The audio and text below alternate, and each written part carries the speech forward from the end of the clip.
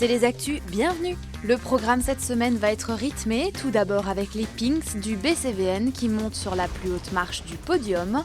Encore du rythme mais cette fois en musique avec du jazz, du swing, de la musette. Franck Wolf et ses acolytes vous accueillent à la Castine. Mais pour entrer dans le vif du sujet, débat énergétique à l'ENA, une transition qui fait plutôt parler d'elle.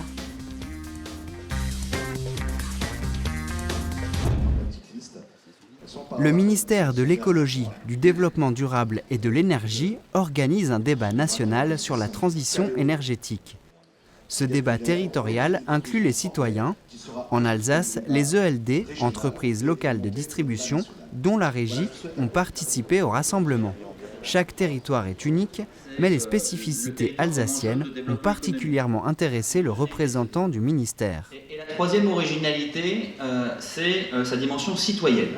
Alors, il est clair qu'en plus, en Alsace, il y a la spécificité des entreprises locales de distribution qui ont beaucoup de compétences et déjà beaucoup réfléchi sur les sujets. Et donc ça rend d'autant plus le débat et la réflexion ici intéressante pour être éventuellement dupliquée ou développée dans un contexte institutionnel différent. L'équipe dirigeante ainsi que les membres du conseil d'administration de la régie ont écouté et partagé leurs impressions et leur expérience locale. Merci pour cette question. Ce débat étant labellisé, c'est-à-dire les conclusions qui en sont tirées vont être exploitées au niveau national et je pense qu'on aura contribué aussi à ce débat de façon significative. Mais le problème de l'énergie et surtout de la transition énergétique finalement est très compliqué, c'est ce qu'on en a retenu. Chaque région organise un débat. À Strasbourg, dans les locaux de l'ENA, le débat part du consommateur pour aller vers la communauté européenne. L'enjeu, le mix énergétique et la consommation d'énergie qui doit être divisée par 4 d'ici 2050 selon l'objectif international. On regarde beaucoup la France parce que la France est efficace en la matière et est aujourd'hui assez avantagée si on regarde le critère des émissions de gaz à effet de serre, qui est un des critères importants pour pouvoir répondre à l'enjeu climatique. Nous devons continuer de réduire drastiquement nos émissions. Quand vous avez un bâtiment qui aujourd'hui n'est pas BBC, les promoteurs n'arrivent pas à le vendre, il est obsolète. En France, en 2011, selon l'Union française d'électricité, 1778 TWh ont été consommés, dont un tiers pour les transports. Le pétrole représente presque la moitié du mix énergétique. Avoir une voiture dans un ménage, ça veut dire entre 3 et 5 000 euros de dépenses par an.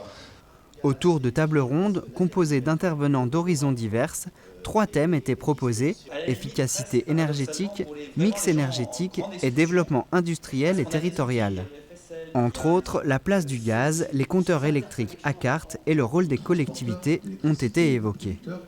Les organisateurs, que je remercie vraiment pour le travail qu'ils ont fait là, ont repris les thèmes généraux du débat, mais vraiment ils les ont bien articulés et développés avec un mélange d'expériences locales et d'expériences européennes. Et donc vraiment je trouve que c'était pour moi une expérience intéressante en tant qu'administration centrale de voir sur le terrain comment ces choses-là se discutent. Voilà. Entreprises locales de distribution, élus, mais aussi représentants du commerce ont apporté leur point de vue. La France a été très longtemps trop dépendante de l'énergie nucléaire. Aujourd'hui, quand on voit une entreprise comme Alstom, par exemple, se mobiliser sur la fourniture d'éoliennes, on voit quel enjeu industriel existe. La facture annuelle d'un Allemand pour s'éclairer et se chauffer était 20 € plus chère que celle du Français. L'énergie en France n'est pas assez chère. La question du coût apparaît à chaque proposition pour inciter les comportements vertueux ou encore financer des projets. Face aux enjeux financiers, commerciaux et industriels, la France doit sortir de la dépendance à l'une ou l'autre énergie. En Alsace, la biomasse et la géothermie ont un avenir. Il existe au plan régional un outil. Cet outil, c'est le CRCE. Olivier Bitz, adjoint au maire de Strasbourg et président du réseau Gaz Distribution Service, ainsi que le député-maire Frédéric Reiss, ont conclu le débat aux multiples facettes. L'avenir énergétique de 2020 se dévoile peu à peu, mais les nouvelles technologies et les besoins en consommation de l'horizon 2050 ne sont pas encore connus.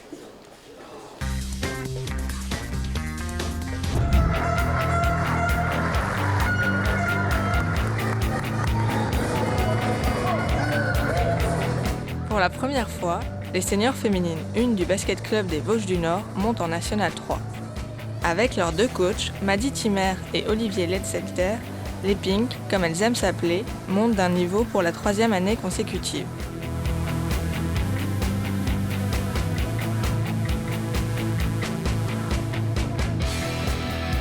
Grâce à leur détermination et leur esprit d'équipe, les 10 joueuses ont gagné 19 matchs sur 22, leur permettant de grimper sur la plus haute marche du podium de pré-national.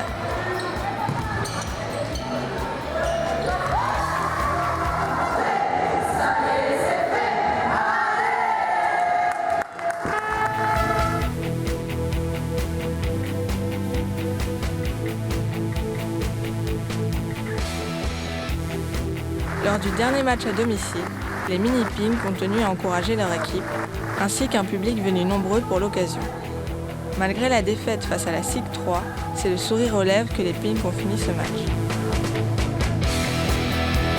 La saison se termine avec une autre montée pour les seniors féminines 2, ce qui laisse présager un bel avenir pour les Pink du basket club des Vosges du Nord.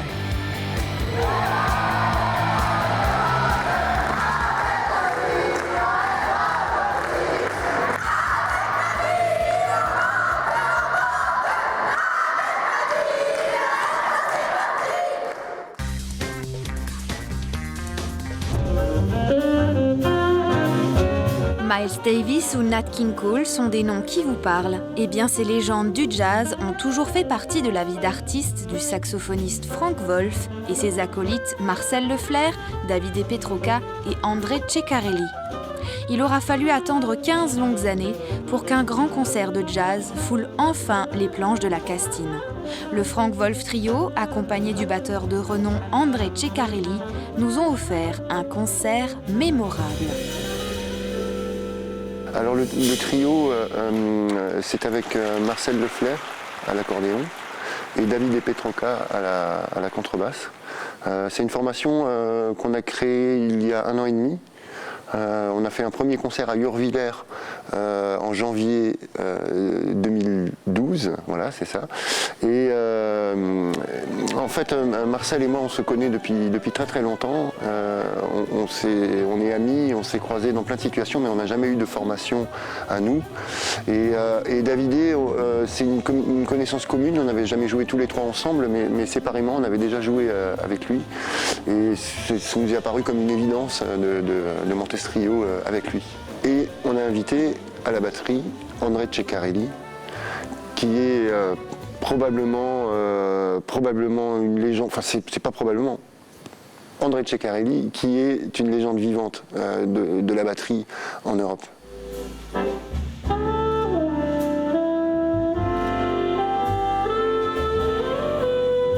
La soirée a été animée par le jazz, bien entendu, mais Frank aime s'inspirer des compositions classiques en arrangeant à sa manière Maurice Ravel par exemple. Marcel Leflair n'a pas été en reste, puisque plusieurs de ses compositions de style valse, musette et swing ont également été présentées.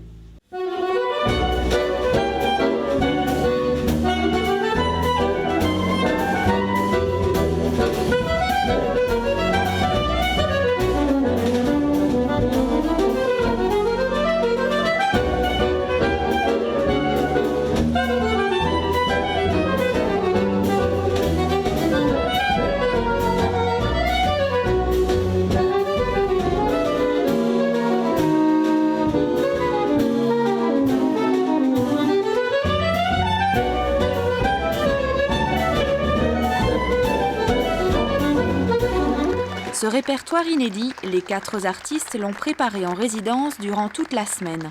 L'occasion aussi de partager leur savoir avec d'autres jeunes ou moins jeunes musiciens lors de plusieurs masterclass. Ces temps forts ont notamment permis de développer 7 belles compositions pour le Winds Orchestra, qui rassemble des élèves des écoles de musique de différents cantons comme Niederbronn-les-Bains, Illkirch-Grafenstaden, Lingolsheim et Bischheim.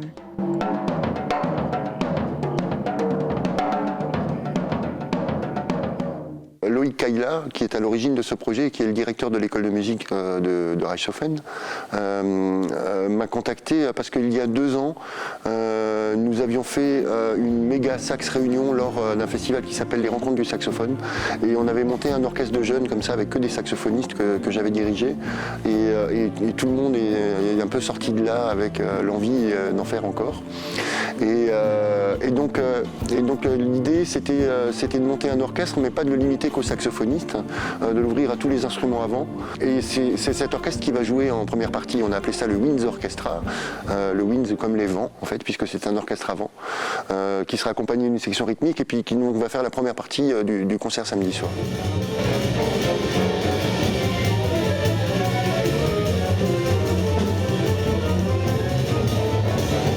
Compositions originales, jazz accessible et très mélodique qui laissent la part belle à la virtuosité, le Frank Wolf Trio, accompagné d'André Ceccarelli, a fait trembler les murs de la Castine et y a imprégné les belles notes de son répertoire. Les membres du Winds Orchestra, cet ensemble éphémère, eux aussi sont repartis sous un tonnerre d'applaudissements, une expérience hors du commun qu'ils n'oublieront pas de sitôt.